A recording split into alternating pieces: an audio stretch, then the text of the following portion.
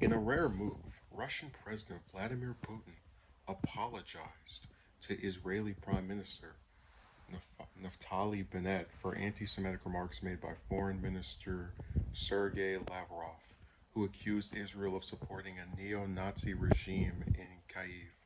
The Prime Minister accepted President Putin's apology for Lavrov's remarks and thanked him for clarifying his attitude toward the Jewish people in the memory of the Holocaust. A statement published by Bennett's office read after the two spoke on the phone Thursday.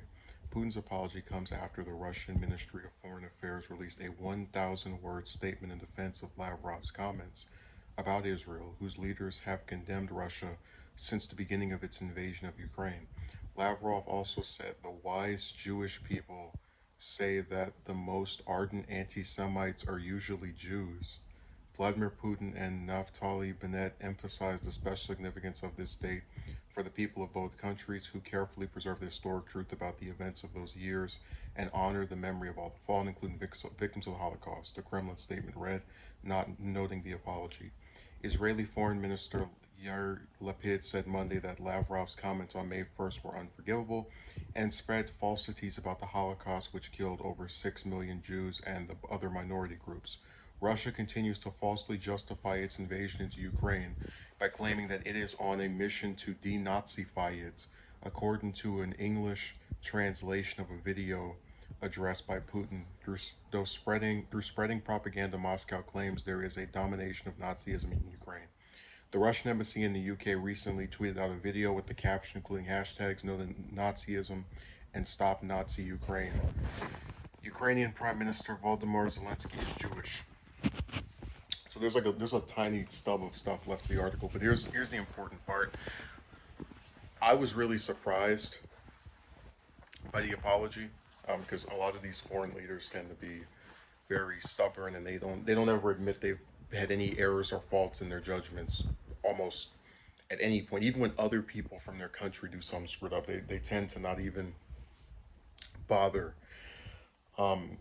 taking any, I don't want to say, yeah, I guess you could say accountability as the head of state. They don't tend to do that. Which is why this was called a rare move. But I started to realize, because first I was like, why is he? What sense does it make to say that Jewish people tend to be the most anti-Semitic? It doesn't make it's an oxymoron. Why would the people who are part of the group be the ones who hate it the most? But then the article points out, when you get all the way toward the end of it, that Zelensky, the current Ukraine um, head of state, is Jewish. So what he was trying to say was that Ukraine was a neo-Nazi or a country full of Nazis, which again, no evidence to support this, and it was being led by a self-hating Jewish person.